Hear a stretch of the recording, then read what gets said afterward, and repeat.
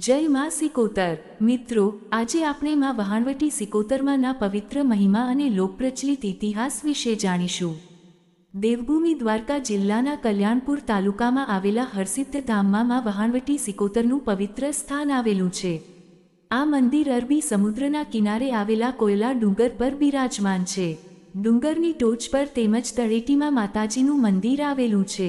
અહીં દરરોજ હજારો ભક્તો દર્શન કરીને ધન્યતા અનુભવે છે। લોકપરંપરા મુજબ માં હરસિદ્ધિને જ વહાણવટી સિકોતર તરીકે પણ પૂજવામાં આવે છે।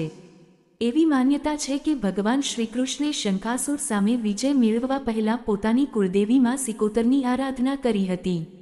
માતાજીના આશીર્વાદ પ્રાપ્ત કરીને તેઓ વિજયી બન્યા। કોયલા ડુંગર પર આજે પણ ભક્તો માતાજીના દર્શન કરવા માટે શ્રદ્ધાપૂર્વક પગથિયાં ચડે છે। ડુંગરની ટોચ પરથી અરબી સમુદ્રનું મનોહર દૃશ્ય જોવા મળે છે। કુદરતના સુંદર ખોળામાં આવેલું આ પવિત્ર ધામ ભક્તોના મનને શાંતિ અને આનંદથી ભરી દે છે। દરિયાઈ મુસાફરી કરતા વેપારીઓ અને ખલાસીઓમાં વહાણવટી સિકોતરને પોતાના રક્ષક સ્વરૂપે સ્મરે છે। લોકમાન્યતા મુજબ માતાજીના આશીર્વાદથી તેમની મુસાફરી સુખરૂપ પૂર્ણ થાય છે અને તેઓ દરેક સંકટમાંથી બચી જાય છે। તેથી આજે પણ અનેક ભક્તો શ્રદ્ધાપૂર્વક શ્રીફળ અને પ્રસાદ અર્પણ કરીને માતાજીના આશીર્વાદ મેળવે છે।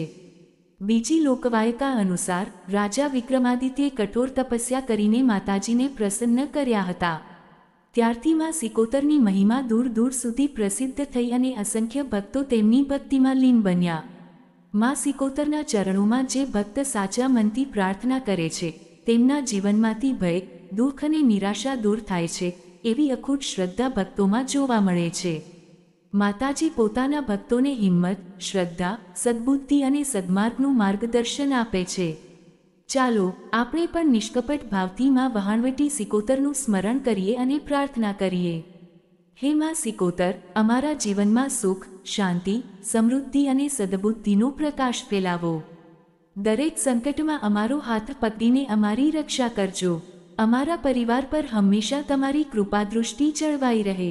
જય માં સિકોતર, જય માં વહાણવટી સિકોતર।